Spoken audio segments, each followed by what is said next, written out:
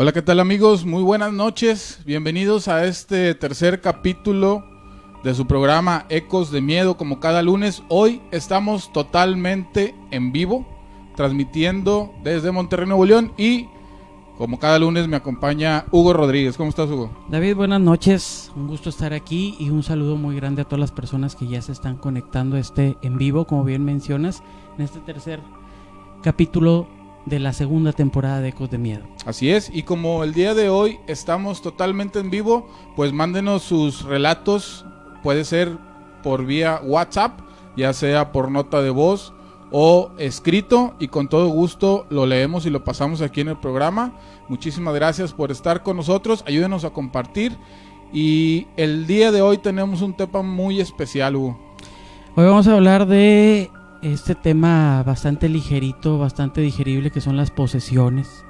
Este fenómeno que ha acompañado a la humanidad durante muchos años, varios siglos, y vamos a estar tratando de entender qué es lo que sucede en un evento así, qué es lo que, las características, por qué se da, por qué no se da, por qué en algunas personas sí. Y vamos a tener, como cada lunes, vamos a tener relatos, vamos a estar por ahí leyendo también sus mensajes, algunos saludos, pero vamos a entrar ahorita ya en materia. David, ¿qué vamos a ver? Así es, recuerden, el teléfono es 812-943-6943 y lo leemos aquí totalmente en vivo, sus saludos, sus relatos, si tienen algo que comentar, alguna opinión sobre el tema, si quisieran enriquecer más el tema, lo que les tenemos preparado, pues con todo gusto aquí los leemos. Y bueno, antes de entrar totalmente en el tema, vamos a escuchar el primer relato que nos hicieron el favor de mandarnos esta noche. Hola, ¿qué tal? Buenas noches a todos los que nos escuchan. Hoy les quiero contar una historia de una casa donde viví con varios amigos. Misma casa era el punto de reunión de toda la racita que nos juntábamos ahí. En esa casa pues sucedían muchas cosas paranormales. Sucedían tantas que llega un momento en que te acostumbras a convivir con fantasmas, por así decirlo, porque era a diario las manifestaciones y a todas horas. No tenías que esperarte a que fuera de noche, no tenías que esperarte a que fuera cierta hora para que se manifestaran. Era a todas horas del día, pero pues finalmente, como te digo, te acostumbras a vivir con eso, a lidiar con eso, y llega un momento que, bueno, en lo personal me gusta todo eso y nunca le he tenido miedo. Entonces, pues realmente ya llegó al grado de que nos acostumbramos. En esa casa había, no sé si uno o varios seres que se manifestaban. Yo en una ocasión lo llegué a ver. Era una persona pues de una estatura así, tipo de 1.80 más o menos, 1.78. Sinceramente no le vi la cara. O sea, yo vi que pasó una silueta, pero sí identifiqué que llevaba pantalón de mezclilla y playera blanca. Pero pasó muy rápido y luego se desvaneció. Estaba yo en aquel tiempo en la computadora y estaba en el chat con una amiga, y justo en ese momento le dije a mi amiga: acabo de ver un fantasma. No, que no es cierto, que tú, que bien mentiroso. Entonces, a veces también estábamos dentro del cuarto, y por el hueco que queda abajo de la puerta, uno sabía que estaba solo en la casa y se veía la sombra así de los pies que pasaban por ahí. Te levantabas y veías, pues estabas solo en la casa. Pero era, pues la verdad es que era un fantasma muy descarado, porque nos hacía muchas travesuras, nos apagaba las luces, nos movía las sillas, jugaba mucho con las sillas del comedor y tiraba las cosas. Pero lo que más divertido era para él era prender y apagar luces. En una ocasión, recuerdo yo muy bien que estaba yo acostado y se oyeron ruidos en el cuarto.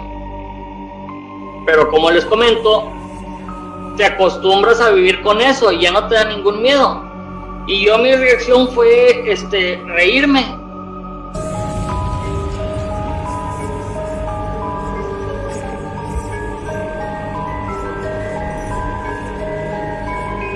Agarrar la señal.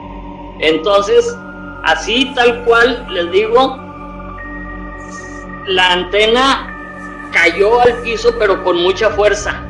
Cayó con mucha fuerza, como que si lo hubieran aventado con coraje.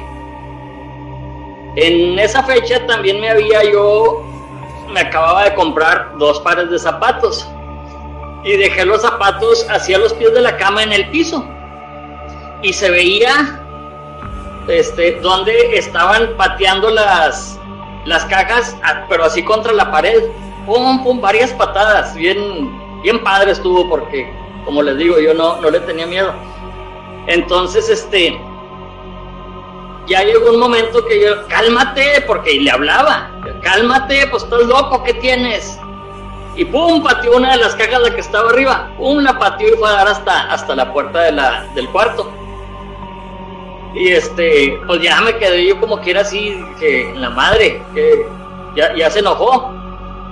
Entonces yo lo único que hice fue acostarme y encoger los pies. Dije, voy a encoger los pies, porque si me jalo las patas ahí sí me voy a asustar. Y en toda la casa se oían, había de los amigos que se juntaban ahí que sí eran muy miedosos y no se atrevían a entrar solos a esa casa. Ahorita actualmente vive ahí una familia, un matrimonio con su niño. No sé cómo les vaya, si se hayan ido, porque hubo un momento en que dejó de oírse. A lo mejor dijo, pues estos ya no los asusto, déjame busco otro lado, ¿no? Pero no, o sea, dejó de oírse o nos acostumbramos, ya no supimos qué pasó. Pero platicando sobre lo mismo, uno de los amigos que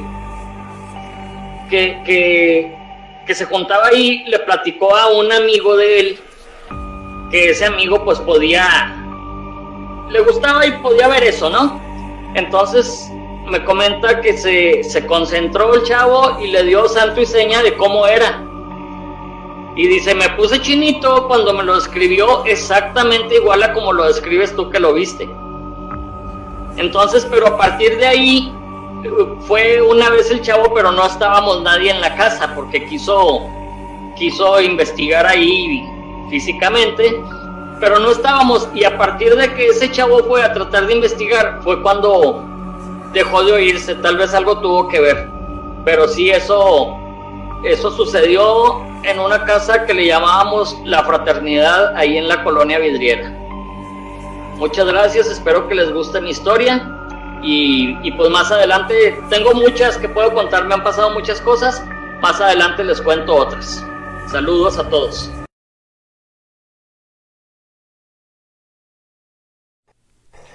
Bueno, pues muchísimas gracias a las personas que nos hacen el favor de mandarnos su relato, de confiar en el programa de Ecos de Miedo, y muchas veces son cosas muy personales que tal vez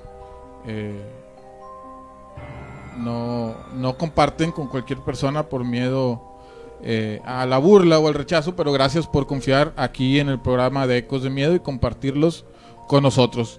Y bueno, quiero mandar saludos, muchas gracias por estarnos viendo, a Juan Ortiz Covarrubias, a Eduardo Zúñiga, saludos desde el Valle del Río Grande en Texas, y a Patti Rodríguez, excelente noche, muchísimas gracias. Recuerden, pueden mandar sus relatos al 812-943-6943. El día de hoy estamos totalmente en vivo. Sí, recuerden que este programa lo hacemos todos, lo hacen ustedes porque es para ustedes, ¿no? Quisiera agradecer, como tú, a todas las personas que en este momento nos están escuchando. Y pues bueno, ¿qué te parece si entramos en materia fuerte? Claro que sí. Pues como mencionamos hace unos minutos, las posesiones, los exorcismos, pues van de la mano, ¿no? Y este es un fenómeno que tiene muchísimos años que existe, ¿no? Para entrar ya en materia, para conocerle lo que estamos hablando, la palabra exorcismo, en definición, es una práctica religiosa que se basa en la creencia de que entes sobrenaturales, malignos, se apoderan de una persona, lugar, objeto, incluso animales, ¿no? Y bueno, básicamente la palabra ahora exorcismo deriva del latín exorcismus, que significa estar sujeto a un juramento. Básicamente lo que resume toda la práctica es que está sujeto a un juramento para hacer un exorcismo, ¿no? Y esto es a base de ritos, a base de ciertas oraciones, y esto es lo que conlleva toda la práctica. Bueno, básicamente para no confundirnos, hay en ciertas religiones, en ciertas creencias, hay posesiones que son buenas, por llamarlo así, que son ciertos espíritus que poseen a las personas y hacen obras de bien, curan, dan consejos, lo que le llaman también milagros. Sí, pero lo que nos vamos a basar hoy es en la posesión demoníaca. Así es, por decir, aquí en Nuevo León tenemos un tipo de posesión, alguna religión o secta, llamándolo de manera correcta, que es el fidencismo, que en teoría entra el espíritu del niño Fidencio al cuerpo de una persona para hacer un bien, ¿no? Pero como tú dices, el día de hoy no vamos a tocar ese tema, vamos a tratar solamente de las posesiones demoníacas que entran al cuerpo de una persona. Y bueno, hay 3 religiones básicamente que creen en la posesión demoníaca. Una de ellas es el judaísmo, otra el cristianismo, y también el islam cree en las posesiones demoníacas. ¿Qué se necesita para creer en una posesión demoníaca? Bueno, de entrada, pues que existe el demonio, así como existe el bien, así como existe un Dios. Estamos hablando totalmente del lado de la religión. Creer que existe el demonio, creer que puede afectar a una persona y creer que la persona puede abrirle la puerta al demonio. ¿Qué se necesita para abrir las puertas a un demonio? Puede ser de manera directa, por una invocación mediante rituales o misas negras, que bueno, aquí entra el tema de la Ouija, pudiera ser. También por algunos rezos, rituales satánicos o cualquier tipo de invocación directa o de manera indirecta. Invocarlo aunque lo hagan jugando con sesiones, tarot, hechicería, claro, todo ese tipo de cosas, ahí le estás abriendo la puerta indirectamente al demonio para que entre al cuerpo de la persona, según, repito, según las creencias cristianas y judías e islámicas. Bueno, pues Satanás, según ellos, es el Satanás, demonio, como lo quieran llamar, es igual al engaño. Invocar a la Santa Muerte es como invocar al demonio. ¿Por qué? Porque son creencias. Tú no sabes a lo que estás invocando. Según tú, en una sesión espiritista, tú puedes decir, bueno, quiero hablar con algún familiar que haya fallecido, quiero hablar con, no sé, X persona para saber qué hay más allá, pero no sabes, dejas abierta la puerta, no sabes qué puede entrar, qué se puede comunicar contigo, qué puede venir del más allá. No es porque tú elijas hablar con alguien, se va a poder. Entonces el demonio te engaña de alguna manera para poder entrar. Y bueno, pues cuántos casos no hemos sabido que jugando a la Ouija pasan ese tipo de cosas, situaciones bastante serias y complicadas. ¿Cómo se lleva a cabo una posesión? El espíritu maligno puede tomar posesión de la persona hablando desde el cuerpo de la persona. Para ello, antes la persona tuvo que haber abierto una puerta al demonio, lo que habíamos comentado ahorita. Tienes que invocarlo de manera directa o indirecta. Y una de las cosas, lo peor que puede pasar, es que el demonio impide que la persona hable mediante sonidos guturales para que no pida ayuda a Dios. Se supone que una persona poseída, según la religión católica en este caso, lo que le estoy hablando de esta definición.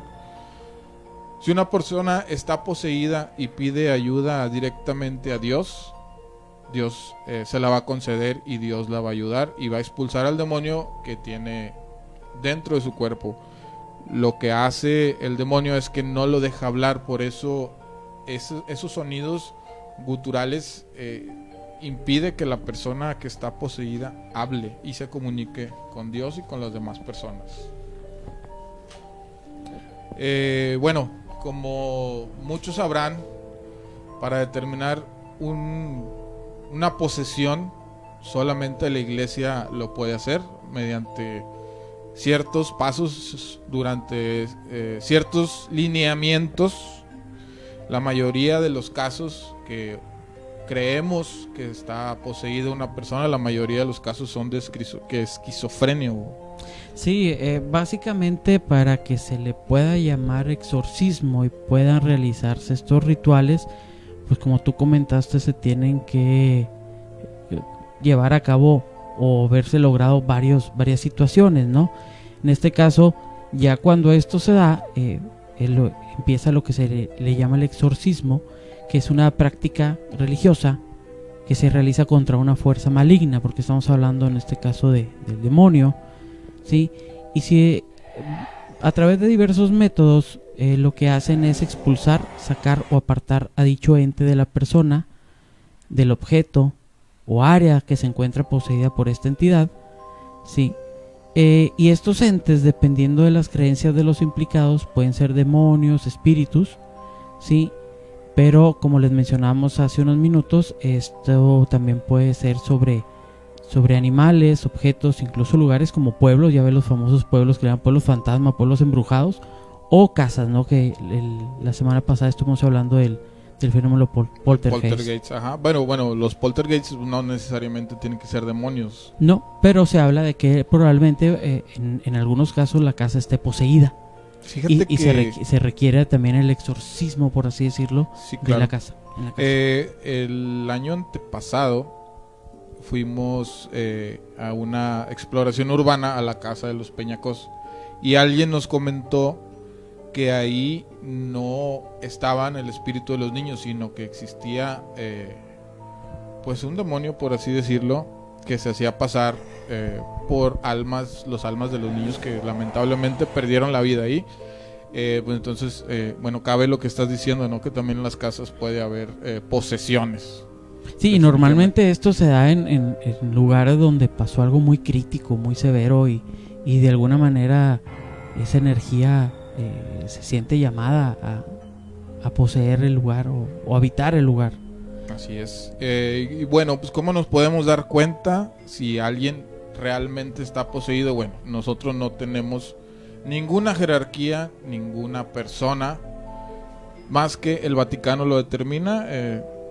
Ciertas personas expertas en el tema tienen que determinar si realmente es una posesión.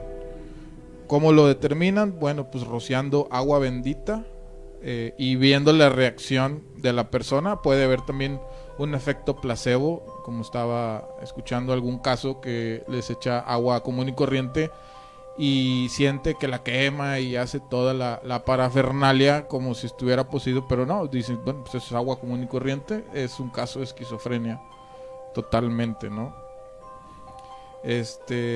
¿Cuáles son los síntomas?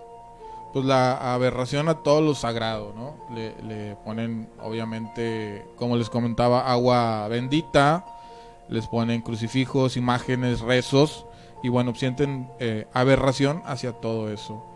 Repugnancia a la oración o a todo lo bendito. Agresión o blasfemia también. Es que se confunde mucho, ¿no? Con la esquizofrenia también esos sí, la esquizofrenia llamarlos tiene ciertas características que pueden confundirse con las características de una persona poseída, ¿sí? Y ahorita que mencionaba las 3 religiones y que el Vaticano puede autorizar, tiene obviamente expertos que estudian estos ritos, pero las personas que hayan leído un poquito la Biblia, en el Nuevo Testamento se menciona que Jesús expulsaba demonios, ¿no? Realizaba exorcismos, ¿no? Con todo respeto que se merece la fe de cada quien, estamos solamente repitiendo lo que se menciona en la Biblia. Y en el libro de Mateo, por ejemplo, ahí menciona que él expulsaba demonios, ¿no? Lo que comúnmente ahora llamamos exorcismos. Exactamente. Y bueno, pues la prueba más fehaciente de que alguien está poseído, según el Vaticano, es conocer alguna lengua extranjera que jamás haya estudiado o que haya hablado, que hable en otro idioma y que conozca cosas de otra parte del mundo que nunca ha visitado o que nadie ha conocido. Que te diga de repente, tal cosa está en tal cajón de tal casa, cuando la persona que está supuestamente poseída nunca ha visitado, que no conoce. Bueno, esa es como que la prueba más fehaciente de los padres, que tienen que ir a evaluar si es exorcismo, si es, perdón, una posesión o es esquizofrenia. Bueno, es esa, ¿no? Sí, y otra también es que tienen mucha fuerza, ¿no? Aunque esta característica, pues puede confundirse con una persona que también ahorita mencionamos, la esquizofrenia, ¿no? Tiene una fuerza increíble. Y otra de las características, ahorita que decías también de que hablan lenguas, es que tienen aversión a todo lo que sea reliquias, todo lo que sea el agua bendita, todo lo que sean las imágenes de Dios, de Jesús, de la Virgen. Otra de las características por ahí que tienen es que puede haber telequinesis. La telequinesis es no le puedo llamar un don porque no es un don, pero lo que se cree que la telequinesis es que alguien puede mover objetos a distancia, ¿sí? Entonces es otra de las características que tienen las personas poseídas. Así es. Sí, porque alguien esquizofrénico pues es muy difícil que lo haga, ¿no? Sí. ¿Cuánto dura un exorcismo? Pues bueno, depende. Puede ser desde 1 hora hasta años. Totalmente, años. Y hay veces que, pues bueno, el demonio pues gana. El demonio no cede, y ahorita vamos a hablar de un tema así. Cuando están en el rito del exorcismo, los padres o los sacerdotes o las personas que están haciendo ese exorcismo, que nada más pueden ser sacerdotes calificados por el Vaticano, no puede ser cualquier persona. ¿Por qué? Porque pues el demonio es fuerte y te puede engañar y no le vas a hacer nada. No, es el amo del engaño, ¿no? Exactamente. Entonces, bueno, los sacerdotes no permiten grabar o documentar nada absolutamente, porque es algo muy privado. Lo comparaban como un secreto de confesión. Si alguien se está confesando con un sacerdote, pues bueno, nadie va a querer que lo suban a redes sociales ni documentarlo, ¿no? Por eso los exorcismos son ¿cómo se dice? Privados, exactamente. Había un exorcista en el Vaticano, el padre Amort. Claro, el más famoso. El más famoso, que no sé si todavía está en Netflix, había un documental sobre él. Él sí grabó algunas ocasiones donde le tocó hacer el exorcismo. Y si ustedes ya lo vieron o si no lo han visto, no quiero hacer spoiler, pero obviamente era una persona ya grande, él ya falleció, pero la causa de su muerte estuvo en situaciones fue una situación muy extraña, porque él confesó que alguien estaba, creo que acomodando un libro o algo así, estaba sobre un banquito, y él dijo antes de morir que le habían movido el banco. Okay. Y él lo relacionaba a una entidad maligna. Esos son de los pocos casos que pueden ser documentados, que se pueden ver de la Iglesia Católica. Y bueno, a lo mejor también lo documentaba para mandarlo al Vaticano, ¿no? Para tener su Sí, claro. Pues tenerlo documentado, pero no subirlo, pues no sé. Sí, no era para hacer público. Algo viral. No, claro, para nada. Se maneja con mucha discreción, con mucho respeto. Y bueno, pues qué mejor él que lo mencione, que ha estado en tantos exorcismos y tan de cara con los demonios, vamos a llamarlos así. ¿Cómo es el rito del exorcismo? A grandes rasgos, por supuesto. Dice el sacerdote. ¿Qué sacerdote? Tiene que tener una licencia del obispo, de exorcista. Sí, la autorización la del obispo. Exactamente. Y a su vez el obispo tiene que solicitarla más arriba, ¿no? Ah, por supuesto, es del Vaticano. Hay personas encargadas de eso. Dice, muestra la señal de la cruz y rocía con agua bendita. Es lo primero que hace a la persona poseída. El exorcista debe de poner manos sobre el exorcizado orando por él. Y así, hacer la señal de la cruz frente a él para hacer ver que Dios está presente en una oración para ordenar al demonio que salga permanentemente con permiso de Dios. Fíjate que ahorita que dices del rito del exorcismo, obviamente se menciona en varios libros de las diferentes religiones que mencionaste al principio del programa, pero en la religión católica, de los más nuevos, o por decirlo así, documentados, el que se conoce fue en 1565 en Francia. Ahí empezó con la documentación de este tipo de situaciones. Se escribieron por ahí los rituales como deberían de ser y permanecieron vigentes durante más de 400 años. Al finales de los 90, se hizo una modificación por un caso que al ratito les vamos a platicar y del por qué tuvo que ser modificado. Así es. Y bueno, volviendo al tema del padre Gabriel Amort, pues bueno, fue el exorcista más famoso que ha habido, que más experiencia tuvo, por así decirlo.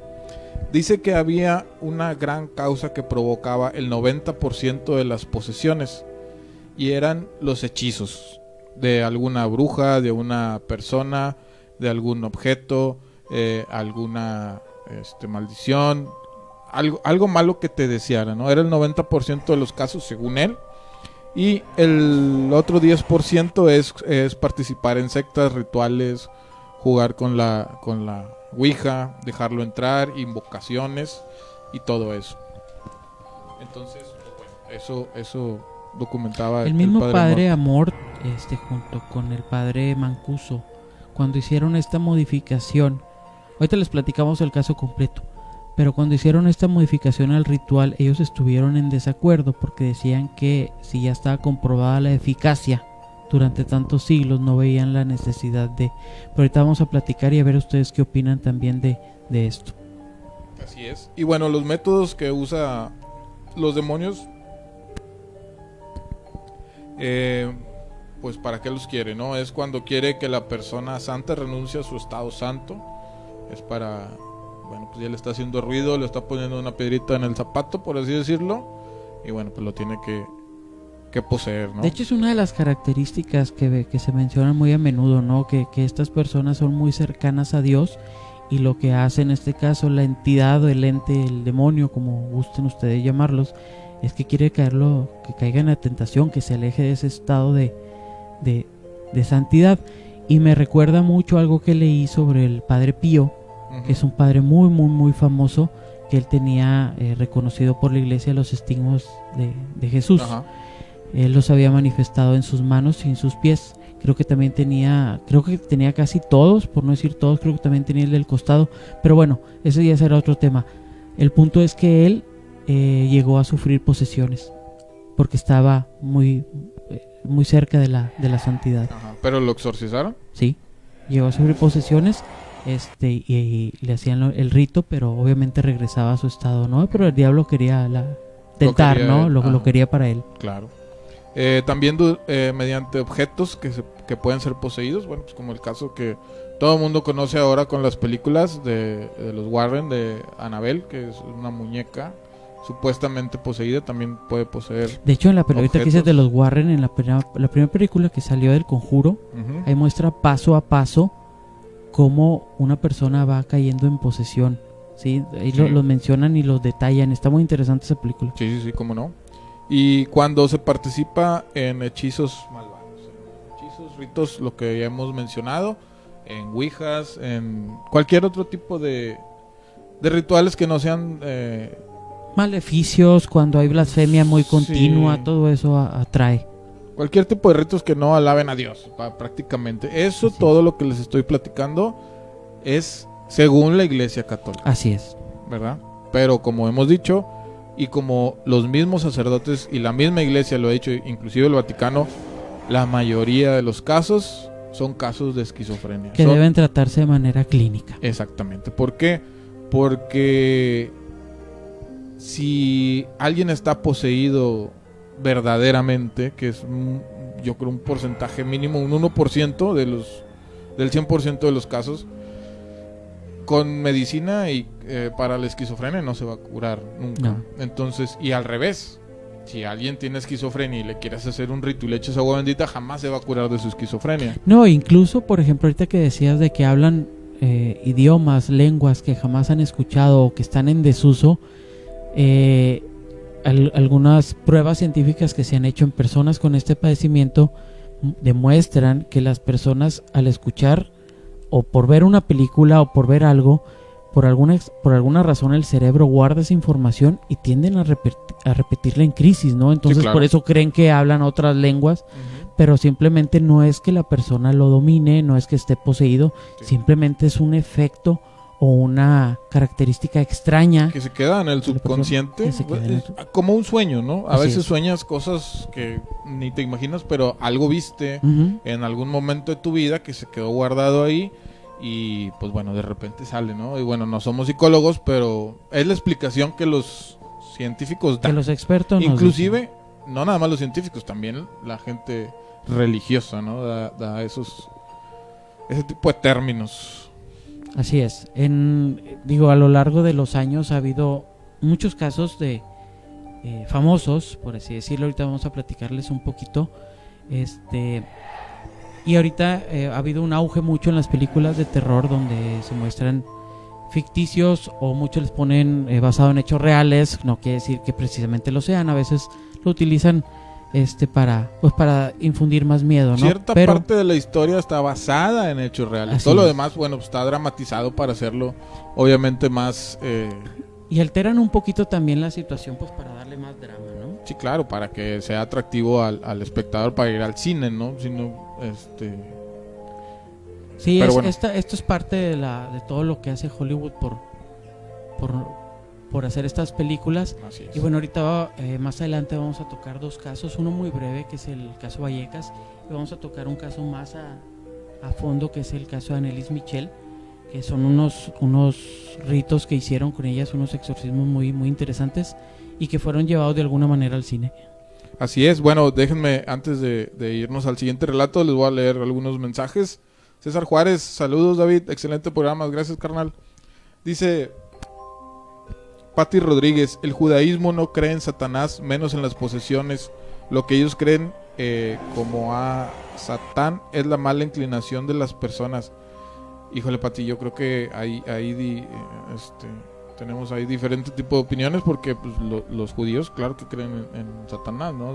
Está desde el Génesis, que tentó a Eva a comerse la fruta prohibida, pues fue Satanás, ¿no? Jimmy Lira, saludos desde Escobedo, Nuevo León, saludos carnal. Dice Pati, en la religión pentecostés tienen una capacitación para expulsar demonios. Sí, claro que sí. Vamos allá. Una religión es, ¿cómo les puedo decir? Que creen en un dios. En este caso los judío cristianos creen en un dios que se llama Yahvé. De ahí para allá se derivan se llaman sectas, ¿no? Los católicos, cristianos, los que les llaman cristianos, pues todos creen en Cristo, ¿no? Los católicos, los pentecostés, los adventistas, los testigos de Jehová, todos esos se les llama sectas, ¿no? Pero bueno, sí, los pentecostés, claro, cada quien tiene que tener su rito, no todos, todas las sectas se van a guiar por el Vaticano, ¿no? Y lo decimos con mucho respeto, Sí, ¿no? claro, por supuesto, cada quien las eh, creencias, ¿no? Hay mucha información sobre estos casos en la religión católica y normalmente, por ejemplo, las diferentes ramas que ha adoptado el catolicismo, porque se separaron, que si los protestantes, que si esto, han adoptado nuevas maneras para este rito, pero pues obviamente son más recientes, ¿no? Sí, y al momento de decir sectas no es despectivamente, Para o sea, nada. es una rama del cristianismo, ¿no? Dice Juan Garza Oso 10, gracias compadre. la Torah no habla de Satanás, la traducción cristiana sí. Ok, gracias. Y bueno, vamos al siguiente relato y ahorita regresamos.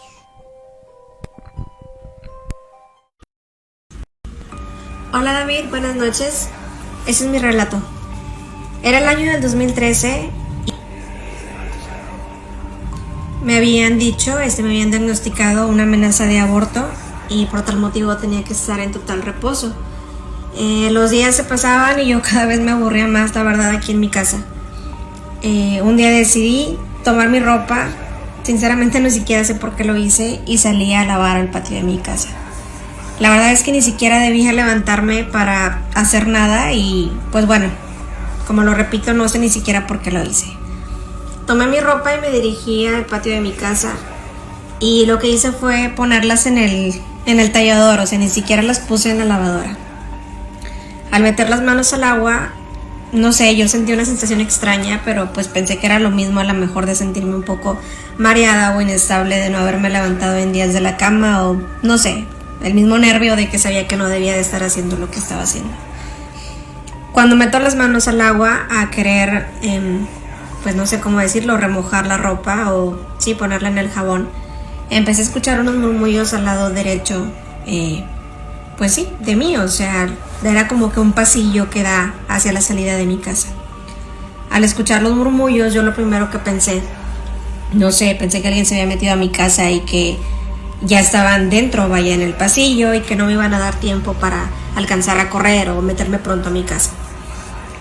No quise darle importancia porque también como que mi lógica me decía que era un poco difícil que alguien se metiera porque estaba el barandal con el candado y para haberlo brincado y bueno, ok.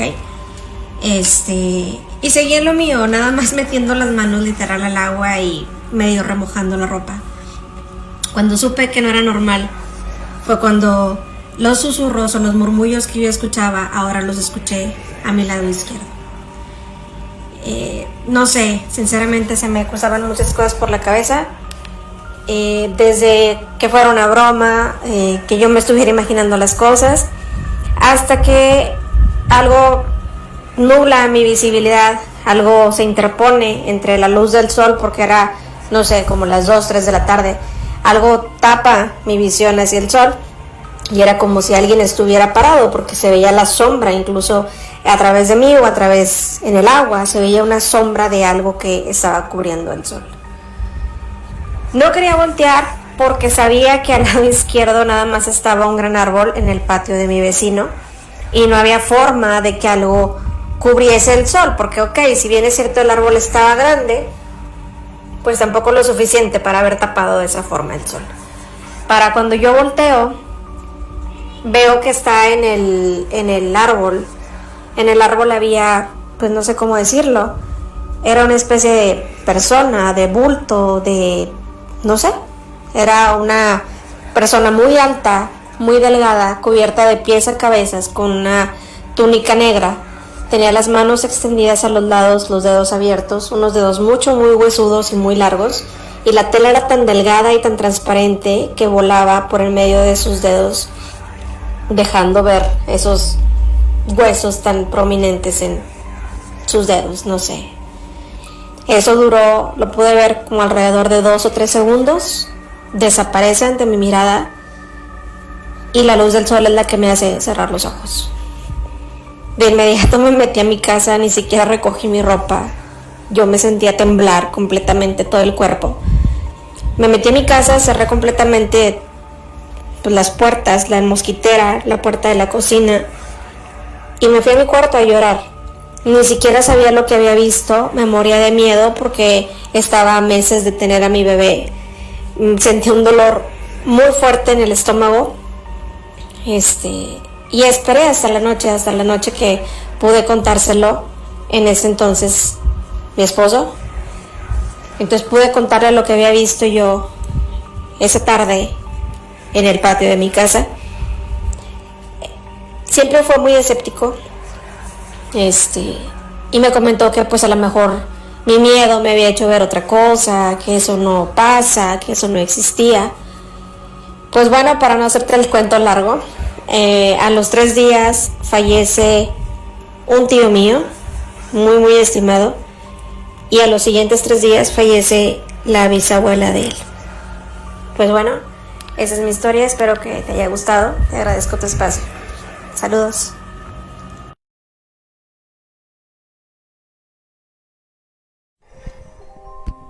Bueno, pues esperemos que les haya gustado este relato. Muchísimas gracias a la persona que nos hizo el favor de mandárnoslo. La verdad, cuando lo mandó dijo que le pensó mucho, porque pues es algo que sí le causó algo de miedo, y no con cualquier persona lo comparte. Gracias por compartirlo aquí en Ecos de Miedo. Saben que siempre tomamos con mucho respeto todas sus historias, y bueno, todavía está a tiempo, estamos totalmente en vivo. Pueden mandarnos sus historias al 812-943-6943, ahí está en pantalla. Sus relatos, ya sea vía texto, o también lo pueden mandar por nota de voz, y aquí lo pasamos completamente en vivo. Claro que sí, este programa es de ustedes y cualquier sugerencia es bienvenida. Y bueno, hace unos minutos platicábamos de los casos que han sido llevados al cine. Les mencioné que vamos a tocar 2 temas que han sido, pues de alguna manera los que han sido muy documentados. Uno de ellos sucedió en España en 1990, se le llama o se le conoce como el caso Vallecas.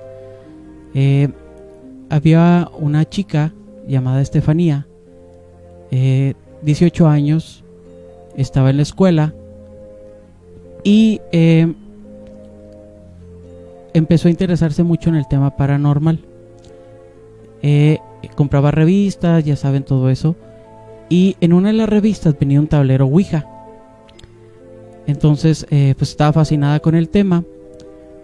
Un día estaba en la escuela, llevaba el tablero y estaba con 2 amigas. Una de ellas había perdido a su novio en un accidente, y pues en la tristeza, en la desesperación, hicieron lo posible por contactarlo para saber si estaba bien. Entonces se fueron al baño de la escuela y empezaron a hacer el rito, ¿no? El juego de la Ouija, ¿no? Entonces ellos tenían un vaso como el puntero. Las 3 chicas lo toman y pues preguntan, ¿no? Lo típico, ¿hay alguien ahí, no? Entonces ellas notan que el vaso se mueve solo, ¿sí? Y dentro del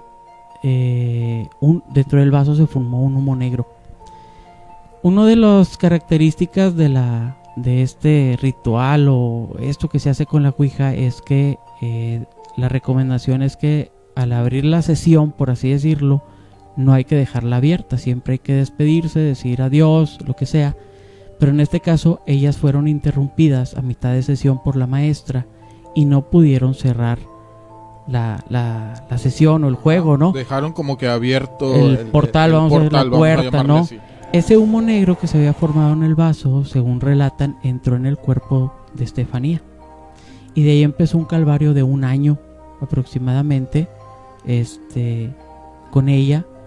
Entonces ella nunca había sido diagnosticada con esquizofrenia, con epilepsia, pero empezó a padecer episodios extraños, ¿no? Se le ponían los ojos en blanco, emitía sonidos extraños, como si fuera la voz grave de un hombre adulto. Ella fue llevada con doctores, con especialistas, y ninguno fue capaz de establecerle un diagnóstico claro. Entonces esto, como les decía, duró 1 año.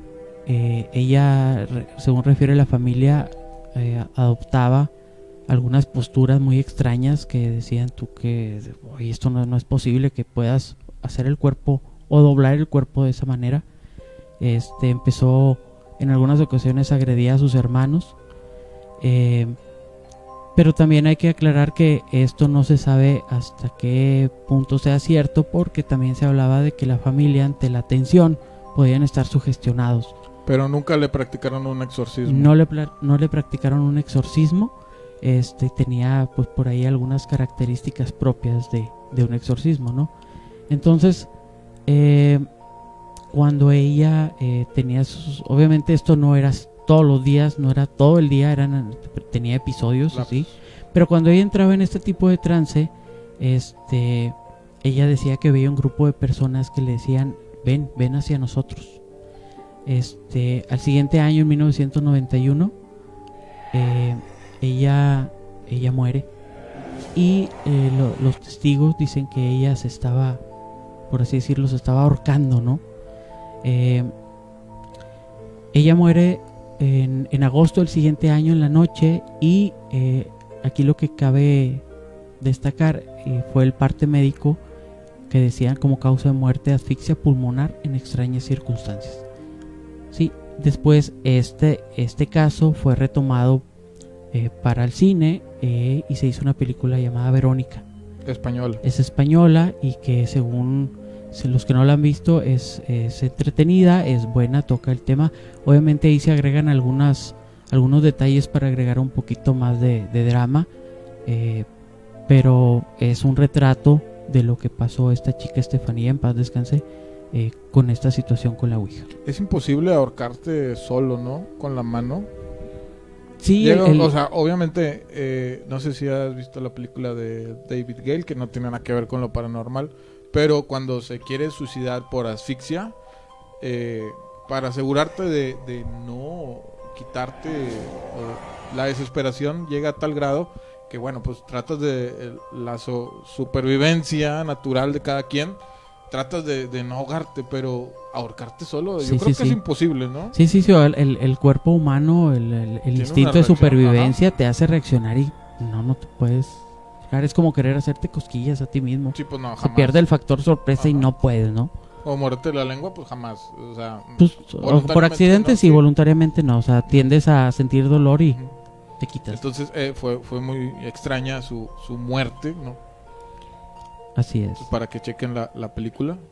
Sí, digo, habrá personas que no les guste, que digan no me da miedo, pero es interesante el caso, ¿no? Si eso lo analizas desde un punto de vista de que eso le pasó a alguien, a lo mejor no tan exagerado como lo muestra el cine, pues sí, está para pensarse.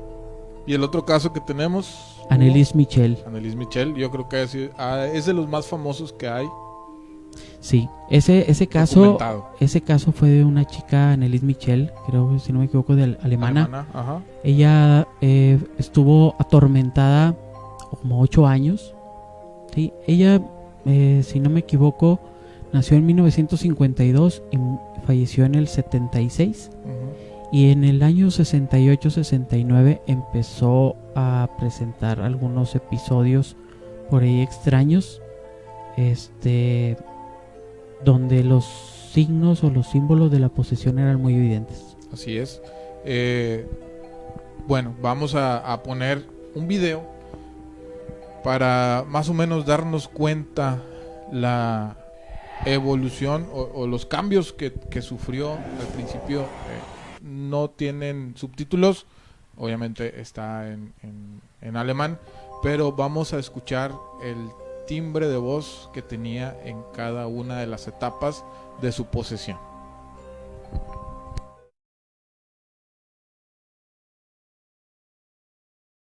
Ja, ich will auch für die anderen Leute, damit die nicht mir kommen und so. Aber dass das dann so schlimm ist und so grausam und so furchtbar, nee. Das denkt man leiden, das ist so leicht zu haben. Wenn es dann wirklich schlimm wird, da will man überhaupt nicht mehr, da will mein Kind schon.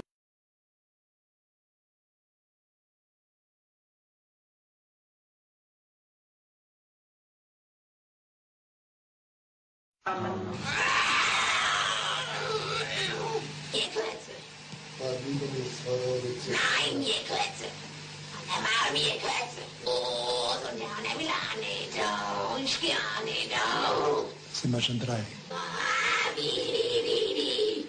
Was ist so eine Scheiße?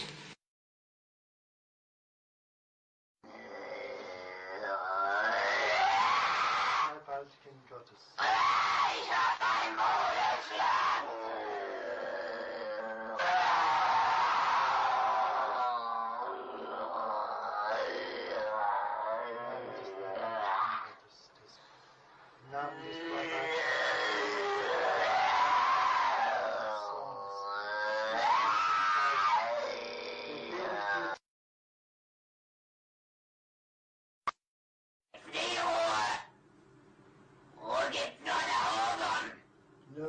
Ruhe gibt's nur dort, wo die Liebe ist. Ja, bei uns gibt's nur ja nun.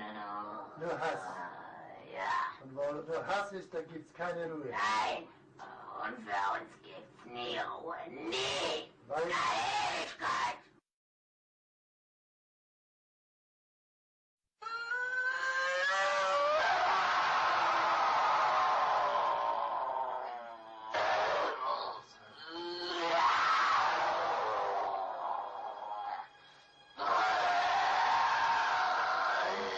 Und jetzt bin ich verdammt.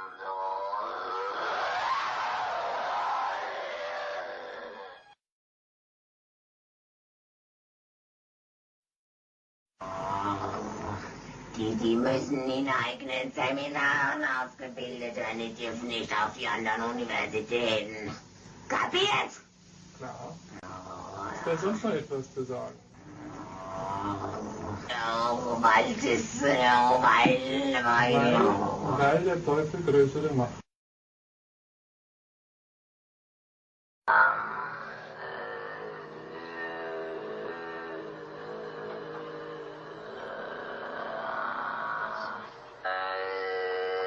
im Namen deiner seligen Jungfrau, im Namen Jesu, befehle ich dir auszufahren. Im Namen des dreifaltigen Gottes, des Vaters, im Namen des dreifaltigen Geistes, befehle ich dir auszufahren und mich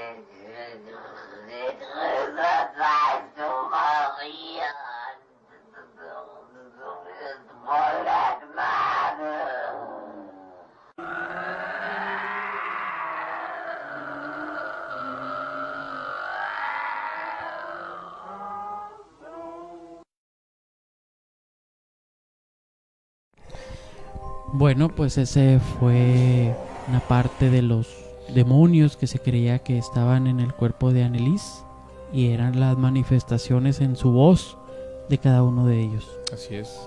Bueno, esta, como habíamos estado platicando antes de del video, esta chica falleció a los 23 años después de que se le realizó un exorcismo, ¿no?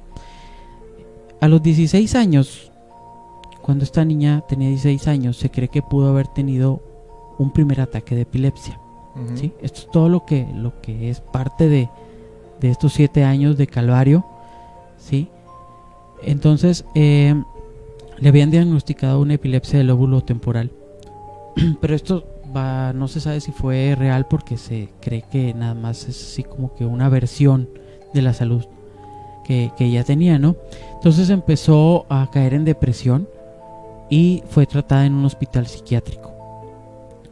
En 1973, esto que les dije fue en 1968. En 1973 ella se volvió intolerante a los objetos religiosos y empezó a escuchar voces. A pesar de que por ese episodio de epilepsia estaba con tratamiento, su condición empezó a empeorar e intentó el suicidio. Su familia, incluso ella, estaban realmente convencidos que estaba poseída, y llamaron a un sacerdote católico para que le practicaran un exorcismo. Ajá. Y lo rechazaron inicialmente. Los sacerdotes. Fue en el año 1975 que, después de reflexionar y analizar el caso, 2 sacerdotes obtuvieron permiso para realizar el exorcismo. El caso dio un giro muy drástico, porque ella murió después de que se le realizó el exorcismo, ¿no? Entonces, bueno, ella murió en el siguiente año. Y bueno, antes de decirles el desenlace de esto, que ahorita también este caso también fue llevado por el cine a una película que está también muy buena. Vamos a ver o escuchar otro video. Escuchar otro video cuando ya su posesión iba muy avanzada. Así es. Vamos a ver, este sí tiene subtítulos. Vamos a ponerle un poquito de atención porque es muy interesante todo lo que dice. der Hass drängt dich.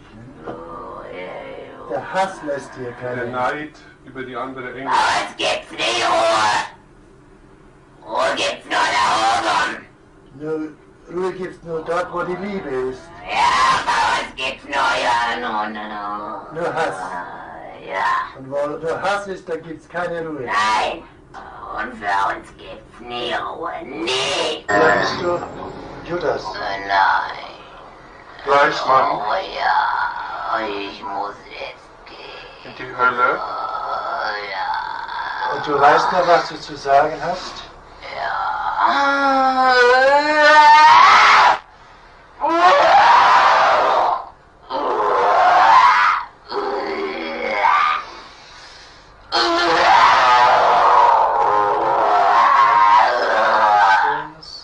Und des Heiligen Geistes.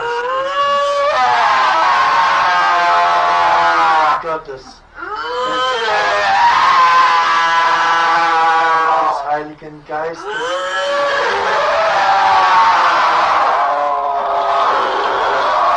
Und gib das Zeichen des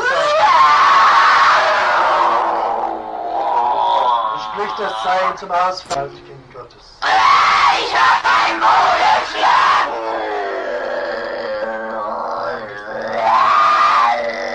Befehl ich dir auszufahren.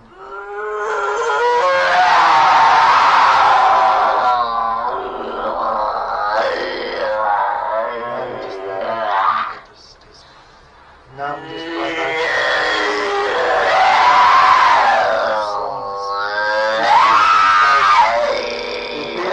allerseligsten Jungfrau die Ehre zu geben.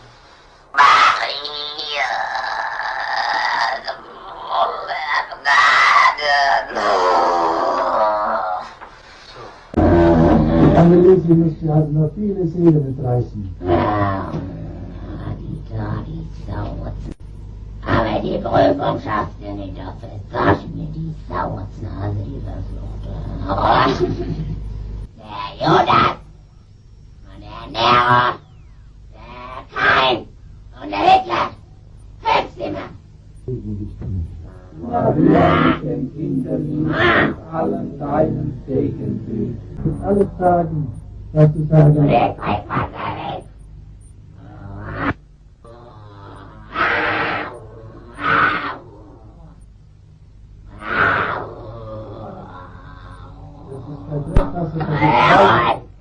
Das ist Weihwasser. Dreckmasse. Das ist Weihwasser. Wüsstest du das Weihwasser?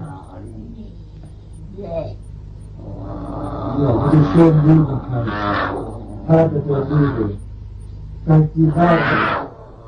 Sag alles, was du zu sagen hast.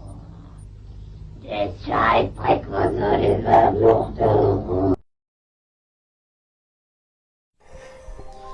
Pues bueno, ya para terminar con este tema de Anneliese, ella murió en 1976 y en la investigación que se hizo sobre este caso se demostró que estaba malnutrida y deshidratada, y sus papás y los curas responsables fueron acusados de negligencia. Se hizo todo un juicio y los 51 registros audiográficos, que ya escuchamos algunos, que se grabaron de los exorcismos, fueron eliminados, no fueron tomados como evidencia. Entonces el caso se hizo pues de mucha atención del público, de los medios, y todos fueron sentenciados a prisión. Se les dio el veredicto de culpables Por negligencia. por negligencia. Se les dio 6 meses de cárcel, pero se cambió por una pena de 3 años de libertad condicional. Ok, entonces este caso, que tenía prácticamente todas las características de una posesión, el Estado dictaminó que no. Que no. De hecho, Aunque el ella... Vaticano diera su Sí, veredicto. ella que sí. presentaba episodios de lucidez donde no había ningún rasgo de esa primera condición de epilepsia que le diagnosticaron a los 16 hasta los 23. Pues pasaron 7 años donde ella estaba tomando medicamento, terminó sus estudios de preparatoria, estaba estudiando pedagogía incluso, pero empezó a agravarse porque Estuvo un tiempo en un hospital psiquiátrico donde le dieron tratamiento, donde le estaban dando seguimiento a su caso. No mejoró para nada la salud, su depresión empeoró y aumentaba mucho su frustración al tratamiento médico. Entonces no dio resultado. Ella seguía centrada en su fe católica, era una persona muy devota, y ya empezó a final de esos 7 años, empezó a manifestar la condición de posesión demoníaca. Ok, bueno, pues ese es el caso más famoso, yo creo que documentado que hay de Anneliese Michel. Lo pueden buscar aquí en el canal, en la página. Muy seguido subimos videos sobre ese caso. Y pues bueno, vamos con el siguiente relato de la noche. Buenas noches, amigos de Ecos de Miedo. Voy a contar un relato. Esto me sucedió hace aproximadamente 4 años. En esa ocasión viajaba con rumbo a Monterrey por la carretera de Torreón a la altura de Parras de la Fuente, Coahuila. Era una noche lluviosa y había algo de viento. Como es común en esa zona de tolvaneras, el clima no ayuda mucho. Unos metros antes observó a un hombre cubierto de lodo. Como yo iba de copiloto, le indiqué a mi acompañante que tuviera precaución. Justo en esa zona, enfrente se encuentra ubicada una gasolinera. Al aproximarme al hombre, su cara tenía forma de descarnado, solo se le veían las cuencas y ojos brillando de color amarillo. Grité al momento de que el auto con sus luces iluminó el rostro de aquella persona. Mi acompañante no logró verlo. Esa entidad tenía un aspecto de soldado, tenía uniforme verde, incluso tenía casco. Cruzó la carretera y al momento de pasar estremeció fuertemente nuestro automóvil. Al voltear a buscarlo, no estaba por ningún lado. Nos detuvimos, tuvimos el auto, bajamos, observamos que no había nadie. De hecho, el clima, insisto, estaba muy lluvioso, muy complicado, ¿no? Y llegué a la conclusión que ese tipo de entidades de bajo astral son los responsables de muchos accidentes en la carretera. Y esta es mi historia del soldado de Parras de la Fuente, Coahuila. Buenas noches.